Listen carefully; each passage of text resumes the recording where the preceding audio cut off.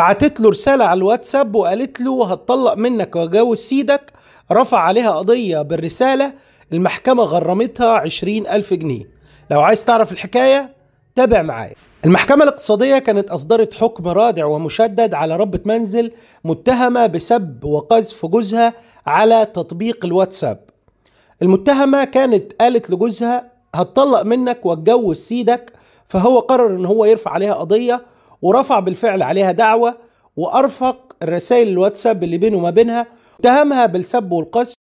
النيابة العامة قررت إحالة الدعوة للمحاكمة، وتم إحالتها للمحكمة الاقتصادية اللي أصدرت حكم رادع وقوي بغرامة مالية قدرها 20,000 جنيه علشان خاطر السيدة سبت جوزها وقالت له هتطلق منك واتجوز سيدك. نصيحة بقى، خدوا بالكم من الكلام اللي بيتكتب على الواتساب علشان خاطر محدش يرفع عليكم قضية. شكرا.